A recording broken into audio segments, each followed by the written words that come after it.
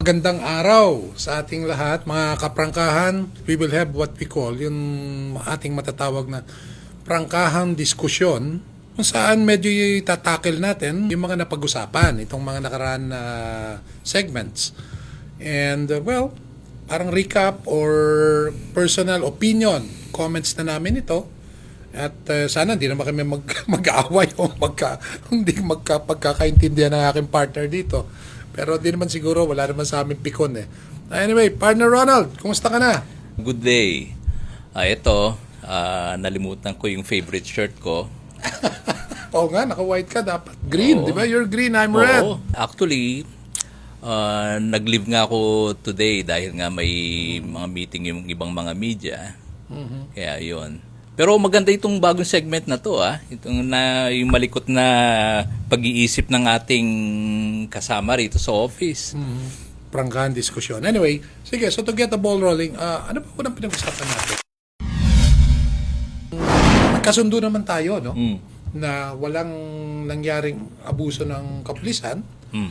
Sa halip ay sila pa ang mukhang medyo nagrabyado, na abuso, no? Nung kwan na yon, after that, a few days later, di ba, parang pinatawag ni Mayor Isko yung mga magulang ng mga bata na may mga dinitain yata mga kabataan di ba, sa Manila. Tapos pinatawag yung mga magulang, tapos in-educate rin yung mga magulang doon sa pag-aasal ng mga bata. Siguro may pagkukulang din yung magulang dahil mga minor de edad to mga bata. So, miniting nga ni Mayor Isko before niya ni-release yung mga bata sa mga magulang. Partner, yan yun sa mga minor de edad. But Doon sa mga minor I think de edad. I understand meron mga nakasuhan. Wala ba?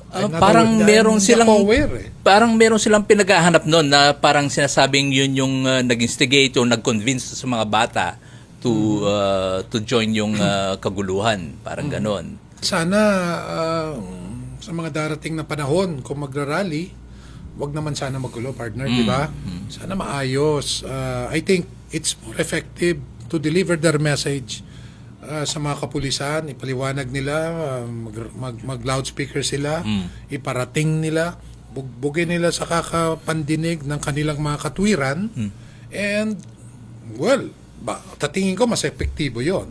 More often than not, binibigyan ka ng permit para Ganun ba mag-protest, yun? mag-rally. Okay. Yes, kailangan mag-secure sila ng permit. Pero yun nga lang, siyempre, ginagaranti kasi ng Constitution natin, freedom of speech, Okay. freedom of expression. Ibibigay naman ngayong mga panahong ito.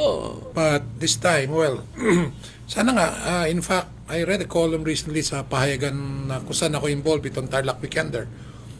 Sabi nga nung sumulat doon, dapat sana yung mag-apply ng permit shall be held accountable. Magkaroon ng aberya, something negative, something untoward, dapat may habulin. Binigyan ka na nga ng permit eh. Yes. Hindi mo naman, I don't know, is it a right or a privilege or whatever you wanna call it.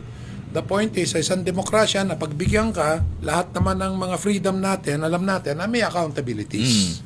It only takes, sabi nila, it only takes about 3 people to rile up a crowd para maging to turn a peaceful protest into something violent.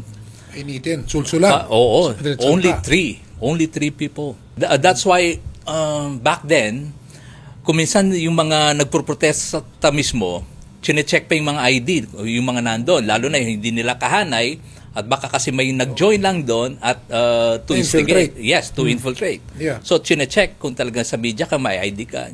At meron silang mga nauhuli na hindi nila kilala at naka-join sa mga marches. Okay. So, yun ang ginagawa nila, tinatabi nila at question.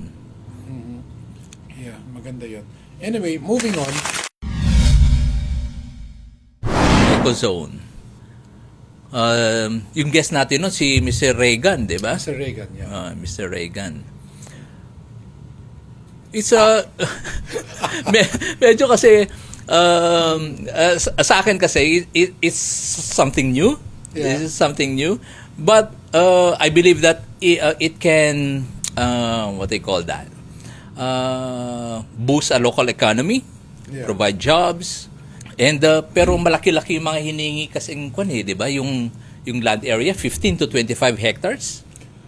Yun yung para sa developer. Magde-develop ka ng ecozone. Pero para sa pangkaraniwan negosyante, maraming benepisyo. Actually, kung maglo-locate ka doon, meaning uupa ka sa mga ganun lugar, maraming tax incentives, maraming suporta. In fact, pati sa mga importation, minsan tax-free, basta ma-justify mo, may mga tax holiday. Madalit salita, magandang tignan naman din ng mga local na negosyante, no? Hindi lang naman mga pang-big time na negosyante, mga siguro medium to, di ba? Medium and up. Or even small scale. Kasi I think, kung hindi ako nagkakamali, ang definition natin ng small scale business nowadays is up to what? Partner, you have any idea or... No idea kung... If I remember right, I think ang classification ng small is up to 15M. If you're a businessman, is Yeah. it cheaper to rent to be located inside an eco zone? It could be. Depende, actually. Siyempre, babalansin mo yung benefits sa makukuha mo. Kasi, you're independent, industrial estate, or on your own, anong benefits nun? Wala. Yun ang wala. Move on to our third segment, which, tanda-tanda ko, we invited a couple of media practitioners and they shared some experience of theirs and shed light on, I don't even want to say on the status, on the state of the media industry, no? Kasi alam mo naman, partner, medyo kontribida ako sa media. I've been part of it for a long time, as well as you have. But I have a lot of disappointment and frustration. That's why nga, partner, itong inumpisa nating grupo, itong Voice of Tarlac Organization Inc., di ba, partner, na pinag-usapan natin, registered in the SEC, dalawa lang ang main objectives natin, which is to help media practitioners, number one, and anti-fake news. Practitioners in media practitioners really need help. Oh, yes. Help financially, training-wise, marami. Alam mo, yun nga, nakasabit lang na ID, kahit sino naman, kagaya natin, bigay tayo ng bigay ng IDs. Nakasabit lang na ID, media na. Ito pa maganda dyan, partner. Hindi nakasabit ka na ID, you can attend the press con, now here you are rubbing elbows with a lot of these political leaders and whatnot. Sometimes it may get to your head. Akala mo na, uy, vibes ko siya na, kachokorag ko si ganito, si ganon. Nasa big leagues ka na. Nasa big league ka na. Well, maybe so, but I don't think that's the case. Baka they are losing sight of the fact, kaya sila nag-media, meron silang trabahong dapat gampanan. At ang pangunahing trabahong yon, balik-baliktarin mo pa, call it what you wanna call it, ay iparating ang impormasyon at balita sa mamamayan ng eksakto sana. Ganun malapit ba? na malapit sa katotohanan. Ganun ba? Oh, Partner? Hindi, akala ko kasi to earn more money. That's why you joined the media to make Oo. money? Okay, itong partner ko to, babarayin ako rito. Hindi siguro, partner. Alam ko, exception to the rule yung mga nagiging Corina Sanchez, yung mga napapasok ng network. Sakripisyo to eh. Bagamat, di ba naturingan siya na tawag siya na fourth estate? Yes. Imagine, to be given that, to be termed as the fourth estate. Talagang it goes back to the saying that the pen is mightier than the sword. Sasayangin mo lang for what? Di ba? Di ko linalahat. I know marami pa rin nasa tamang hulog na media practitioners. They're still doing the right thing. Kaya nga dapat yung mga yon ang suportahan natin, partner. Tulungan natin whatever way we can para mas, di ba? Kaya yun nga yung isa sa mga primary objectives nga ng Voice of Tarlac is yun nga, to train younger journalists or those people, the young people who wants to try to the local journalistic scene. Na nowadays, nakikita ko lang one. I left the Philippines for for about 15 years, and then when I came back, may isang nadagdag na bata. Okay. Tapos may at least 5 mas matatanda pa sa akin na nadagdag. And Okay. it's Ano frustrating. problema no kung matanda? It's Dapat frustrating nga, mas dahil experience pa. Mas knowledgeable. that's what we And think. so, the way of life. Siguro yung kwan eh. Once you talk to them, once you see their outlets, Okay. para kasing kwan eh. Parang Ito ba yung Naka- parts? naka- Ito ba parts yung kasabihan na you can teach old dogs new tricks? Di naman. ibang dogs na nakakaano pa rin eh. Pero, I don't know. Yun yung nakaka-frustrate. And the thing is, very resistant sila do sa, actually, old dogs can learn new tricks. Limited. Of course, definitely. Limited. Kasabihan Limited lang siguro. yan. That doesn't mean I agree with that. But the thing is, parang, Oh. nagre-resist kasi sila to learn something new. Yes. Yung nga napagkukwentuhan nga natin, 'di ba? Yung pikon ako doon sa mga taong obviously na sila and they still don't want to accept that they're or nagmamarunong sila, mamarunong. Partner, those are harsh words to use. Oh, bakit naman bobo? Medyo masakit naman na salita yan. I apologize. yung mga stupid people. Ayun! I think that's more apt. Stupid. Yung kasing I don't know, hindi nila na-realize that what they're saying or their behavior is stupid. I think partner alam nila yan. It's just that, yun nga, it's too polarized. They're basically a lot of them doing PR work usually for what? For political patrons. Dito nga sa Tarlac, it's either A ka, either Y ka. Diba? I mean, mahirap din talaga. And other politicians, mahirap din talaga na sometimes siguro it's better you just shut your mouth rather than talk of fake news or dish out fake news or nonsense. Kung ako I'd rather just shut my mouth and I don't know what. Kesa naman ilalapang ko yung isang bagay na patently wrong, maling-mali. Hindi ko ata kaya yun. Ikaw ba, partner? Hindi ka ba naggaganyan? Hindi ka ba nag-PR work? I do PR work. Okay. I do PR work because right now I'm the information officer of one LGU. Yeah. But sometimes may mga boundaries kasi. Yun, you said May mga it. boundaries. There should be boundaries. May mga boundaries. There will come a time na kung hindi mo talaga masisikmura. Kasi innate sa atin na you don't need to teach the children, teach any kid na, ay, mali yan. Parang magiging inherent na alam nila kagad mali yung ginawa or maganda yung ginawa. Kasi halimbawa, nakabasag ng plato yung isang kid. Alam niya kagad na, matatakot kasi. Matatakot yan. So, alam kasi niya yung effect nung no matter how innocent yung pagkakamaling yon. So, kung talaga hindi mo matitake, and you still want to be there, you want to stay in that house, then you better shut up.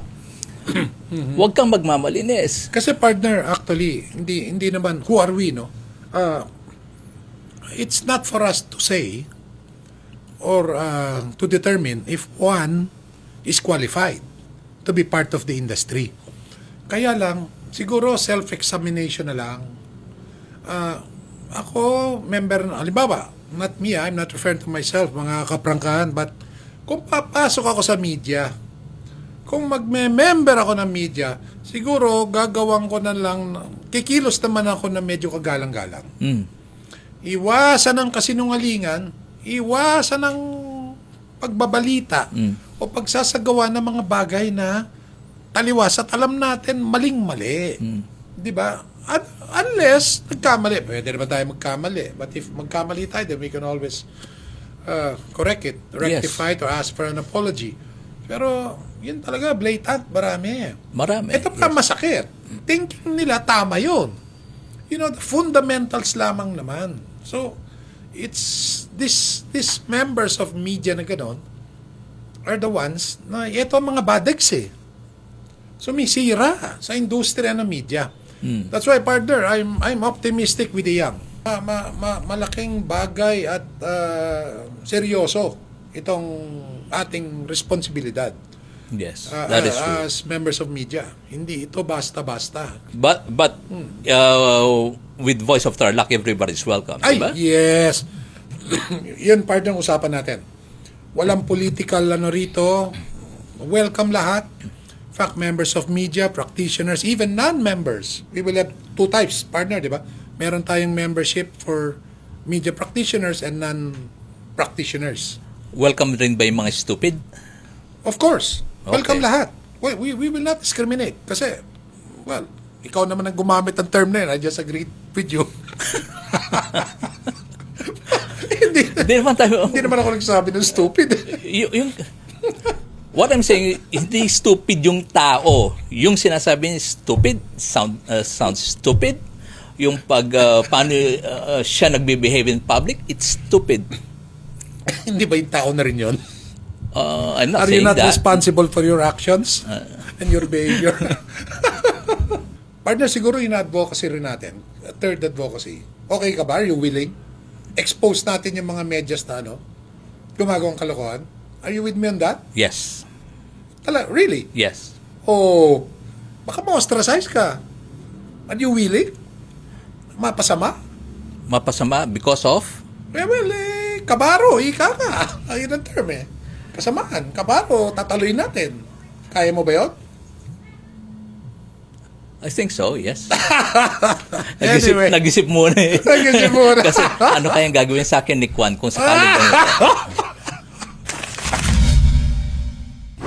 Fortunately, wala ka rito, no? Pero napanood mo naman siguro yung Yes. podcast. Marami ako natutunan nun. Ang idea ko, I thought all the while it was something else, but it was very revealing. Yung tipo nga, opinion ko nga doon, na politiko, but of course, as of today, we've extended to the BAI head, invited him over, or we can get his side for comment on his part. Kasi we want to be fair. Pag tayo, partner, meron tayong binanatan dito, we will always get the side of that person or the group. Na sa tingin natin, they were the subject of this podcast, no? So we reached out to him. Hopefully, we can get some feedback in a day or two.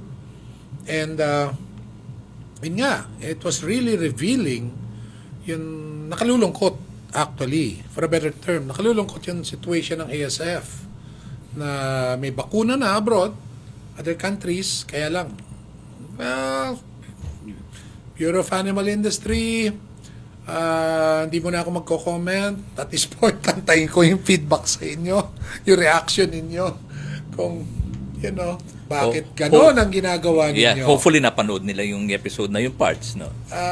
We sent them a copy of the paper. Okay. And, makikita naman nila. So, I'm sure they're gonna react to that. Alam mo, parts, a few years back, may nagkaroon ako nagkaroon ng news article written about the Virology Institute of the Philippines or Virological Institute of the Philippines na itatayo supposedly sa Nuclear City. Okay. So in-encourage lahat ng mga Philippine scientists working abroad to return home and try to produce vaccines here in the Philippines. Yes. This was after the pandemic? After pandemic, Yes. after COVID. So not na-realize nila na kailangan meron tayong Kailangan ganon. pala, yes, oo naman. Wala. So what happened? Natuloy ba yun? So, in the works pa rin daw, sabi ng DOC In the works. Secretary a few months ago when I was in Manila. So, nakausap natin si, what's his name? Solidum? Science, no? DOST. Yeah, DOST. Yeah, I think so. So, tinanong ko siya regarding that and sabi niya, it's matutuloy pa rin, it's in the works. Oh my God. So, 5 years ago, in the works pa rin. no, that was Pandemic eh. yeah. That's 5 years ago, Yeah, roughly. they already started planning about the VIP, Virology Institute Planning. of the Philippines. Yes. So, well, So, maybe nagkaroon ng plans in the and next 10, 15 years. it was already funded. May funds Ah, na. okay. May funds na for the building. Alam mo naman May ako, funds for the building. I can't help being sarcastic a lot of times. Yes. So, I can't. 5 years And ago, I planning. can't blame you because Oh, wow. the government, yung government, napaka-slow. It's very slow moving. Maraming kino-consider every step of the way. Partner, napaka-importante ng sinabi mong yun, no? Imagine if we have capabilities right in our own country, our backyard, that we can produce these things. Nobody knows naman kung anong pandemic ang darating, Yeah. whatever need for it, di ba? Tapos ganyan. Grabe. Dapat pala, partner, yan ang next na maging subject natin. Ang ganda nga, hindi pa napapalabas, pero yung caption ni, ng ating kasamaan dito is, iwagayway ang watawat ng mga bakla. So, our guest, partner, I was impressed. Wala akong masabi. Galing. Galing. Miss Erica? Yes, Miss Yes, Erica. yes. Ang galing. Yes. Partner. So, I learned a lot. And, of course, dati naman akong may 100% respect sa LGBTQ community. And, akin, simple lang eh. Kung gagamitan natin ng saltang kalye, sabihin ko lang, trip nila yun. Walang basagan ng trip. Parang ganun lang eh. I mean, sexual preference sila yun. Basta sa akin, ang mahalaga, how they carry themselves in public. How they treat, how they are in the workplace, sa school, whatever. Yung sexual preference, wala sa akin yun. I don't give a Yeah, that's a private matter naman. yeah, it is a private matter. But how they carry themselves, kasi nga maraming sumira sa stereotypes. Pag sinabi mong bakla, naka-makeup, malandi, this and that, whatever. Yun siguro yung way back ng kapanahunan natin, no? But, going to that, it comes to mind again, yung politician na binanggit ko doon. I pity, ito partner, this is a sincere comment coming from my heart. Naawa ako sa mga closet. Yung politikong yun, bine-verify pa namin eh. Kesyo nag-donate, ganon, he's an advisor of an LGBTQ in Manila. I cannot mention the name yet. Kasi hindi pa tapos yung verification. But, it's common knowledge daw that he is a top political official. Blind item, chismis. I don't know if it's his chismis. Pero siya, closet, na he is gay. May asawa, He may is suspected to be a closet. Well, Closet obviously, he's closet. Kung di ka pa lumalantat, in closet ka. Oh, Sabi nga ng segment din, iwagayway ang watawat ng mga bakla. Baka naman effeminate lang. Kaya nga, But it doesn't mean na gay siya. of course, definitely. Imbitahin natin. Mm. Okay ka ba? Can we Yes. invite him? Yeah. Padala natin letter invitation? Yeah, sure. I hope he accepts. Mm. Sige, partner, that's nice. What do you wanna add about it? Sorry? What do you wanna add about yung about topic the na subject, the topic? nung pinag-uusapan natin yan, yung woke culture kasi ngayon, 'di ba? Yung woke Okay. culture na sabi ko nga kay Miss Erica, yung ayoko yung sa cartoon show for kids. Ay, ikaw nagsabi nun. Yes. Yeah, Tapos okay. ini-infuse pa rin, nag-insert pa rin ng mga sorry for the term, pero di ko alam pero para sa akin parang kabaklaan about boy and boy having a relationship or girl and another girl. Ganun talaga yung partner, cartoons. Yeah. It's shown in Marami the ngayon. regular Marami. Netflix. Kahit nga yung as simple as yung mga pang-teens lang, early teens na rom-com, may mga ganun na eh. Kumbaga parang For you, kinukondisyon. Parang kinukondisyon. Parang feeling mo, it's okay for they're me. too young. Yeah, they're too They're young. too early. It's Too early for okay for But it's okay for you. It's okay if medyo for older audiences. Wag naman sa What is the older? Anong age dapat bago makapanood ng ganon? Kasi, alam mo, this is the sad thing, no? our children have access to the internet. And they all have gadgets. Yes. At hindi naman na mababantay ng magulang yan. Kung talagang, di ba, hindi rin makontrol. Heaven knows, mga pinapanood nila. So, para bang, hindi naman, di ba? Yes, pero every chance I get, me and my daughter, when we're watching, kapag weekends kasi kumisan nanonood kami. Bawa, may inaabangan kami about yung TV series na pwede sa teens. So kapag may mga ganon, we talk about it. Teen na kasi yung daughter mo. Oo. She's a teen. We talk about it. Pero worried pa rin ako. Baka kasi isipin niya na that's normal. Siguro, normal na bang matatawag yung ganon? So, I'm not sure. Kasi kapag nag-fill up ka ng mga forms, male at female pa rin nakalagay. O pag mag-aasawa ka dito sa Philippines, di ba? And since A man and a woman. it's not, wala naman tayong censorship to speak of, no? What do we have? Regulation. May classification tayo, di ba? R18. Yung MTRCB. MTRCB, di ba? supposedly, Yun eh. So, medyo tricky. So, It's a yung mga tricky ganon, subject. ngayon, kung halimbawa Situation. nanonood ka with your, say, grade school age child, how do you explain it to him?